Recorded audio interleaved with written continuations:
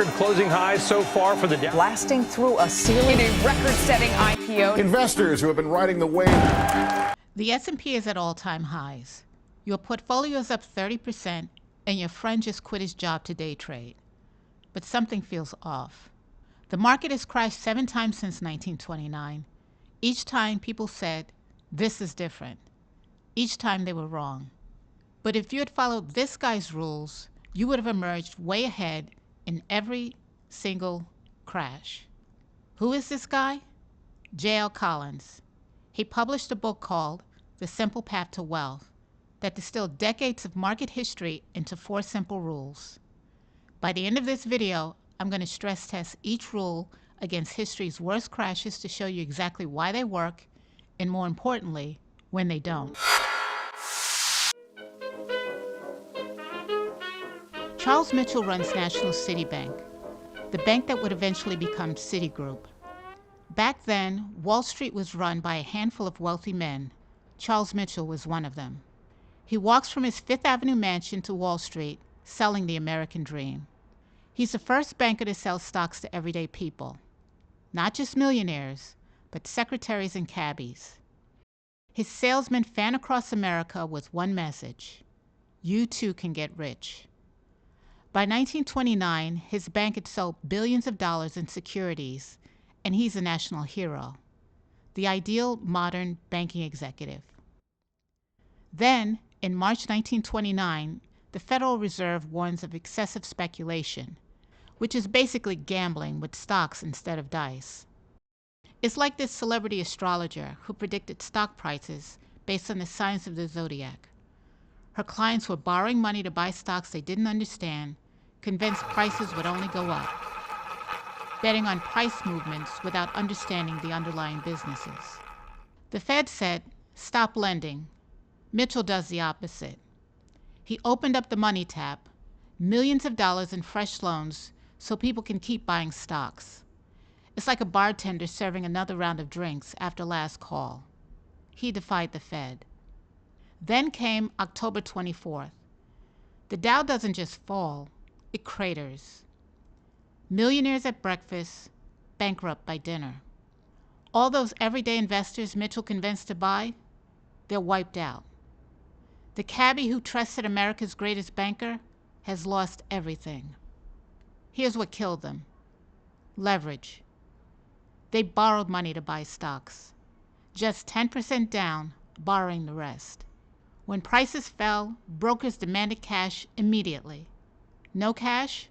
They sold your stocks, pushing prices lower. Your broker would call you and say, we need more money. You're wiped out. Unless you could give them more money, he would then sell the stock. Now, he would sell the stock, which would cause the stock to go down to 83, 85, 86. And now more margin calls are triggered. So one margin call triggers another margin call, triggers another margin call, and it goes all the way down. A death spiral. What happened to Charles Mitchell? He resigned in disgrace and was tried for tax evasion. So Collins' rule, the market always recovers, fails here, right? Wrong. If you had just kept buying stocks, by 1954, you were probably pretty well off. But here's the uncomfortable truth. After the 1929 crash, most people couldn't keep buying. They lost their jobs, they needed to eat. This strategy requires 2 things most people didn't have in 1929: stable income and the stomach to watch their portfolio bleed for years. Now jump to February 19, 2020. Market is at all-time highs. 3 weeks later, cities are locking down and the NBA cancels mid-game. The market plunges. Everyone is selling. 5 months later, we're at new all-time highs again. If you had just kept investing your usual amount while everyone else panicked, you bought the entire recovery at a huge discount. But 2020 was an anomaly. The Fed printed trillions. Congress sent checks. That's not normal. The market always recovers is true. Eventually. You're a retiree. You did everything right. 60% stocks, 40% bonds. The classic safe portfolio. Then OPEC announces an oil embargo. Inflation hits double digits. Your stock portfolio collapses. But for the first time in modern history, stocks and bonds bleed simultaneously. There's nowhere to hide. Your $100,000 nest egg becomes $52,000, and milk costs twice as much. Somebody kill me, please! I want to die! Fast forward to 2022. Interest rates were near zero for years, so investors borrowed trillions and poured it into anything that moved. A bike with an iPad attached, Peloton, hits a $50 billion valuation. Then inflation explodes. In 18 months, interest rates jump from 0% to 5%. Why buy risky tech stocks where you can earn 5% risk-free in a savings account? Money flows out of the stock market. The S&P 500 plunges, and bonds have their worst year since 1788. If you needed cash in 1973 or 2022 and had to sell, you locked in losses on both stocks and bonds. This is where an emergency fund matters. For the average household, that's $30,000 to $60,000 sitting in savings doing nothing. But cash isn't about earning returns. It's about buying time. Time so you don't have to sell stocks at the bottom to pay for groceries. A 24-year-old with a pitch deck and zero revenue goes public. Pets.com spends $2 million on a Super Bowl ad, losing money on every sale. Stock goes up anyway. Profits? Those are for the old economy. March 2000, tech stocks collapse. That 24-year-old genius? He's working at Starbucks. But here's what nobody talks about. The internet did change the world. The technology was real. The timing wasn't. If you picked individual stocks, you needed to choose the winners, but you also had to avoid hundreds of losers that went to zero. Collins says, don't try. Buy a total stock market index fund like VTSAX that owns everything. When Pets.com dies, Amazon rises in the same fund. You don't need to pick winners because you own them all. Individual stocks can go to zero, but the total market is resilient. October 19, 1987, the Dow falls almost 23% in one day.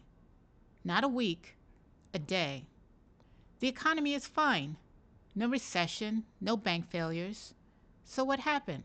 Greed, for lack of a better word, is good. Wall Street's latest invention? Portfolio insurance. A computer program that automatically sells your stocks when prices start falling. It's like a smoke detector that doesn't just beep. It sells your house the moment it detects smoke. Sounds smart, right? Get out before the fire spreads. Except everyone installed the same detector. The market dips 2%. One alarm goes off, then another, then thousands. Every computer starts selling simultaneously. Prices collapse, triggering more automatic selling. One investor later said, "We built the safest lifeboat in history. Then everyone climbed aboard and it sank." Complex systems collapse the same way, all at once. 2008. You know the story. The opening bell is going to ring, and to be honest with you, we wish it wouldn't. Subprime mortgages, housing bubble, financial crisis. But here's the detail that matters. Wall Street took risky mortgages, bundled thousands together, sliced them into pieces, rated them AAA safe, and sold them worldwide. When housing prices fell, the complexity became lethal. Nobody knew which banks held the bad debt. Collins' approach? Buy a total stock market index fund. That's it. No leverage, no derivatives, no PhD required. Just own shares in real companies making real products. When the economy grows, your portfolio grows. 7 crashes, 7 different triggers, but every time the same 3 ingredients appear. Excessive optimism, this time is different. Leverage, borrowed money amplifying the fall, and a trigger nobody saw coming or everyone ignored. And every time, Collins' 4 rules worked, with asterisks. So back to the opening question. Your portfolio is up 30%. The market feels high. Should you sell? If you built your portfolio the right way, total market fund, automatic investing, cash cushion, then crashes stop being threats. They become opportunities to buy future growth on sale. But let's be honest about what this strategy requires. Decades of time horizon, stable income to keep investing through crashes, and the emotional discipline to watch your portfolio drop 30 to 50% and not panic. You can't predict the next crash, but you can prepare for it. Thanks for watching. See you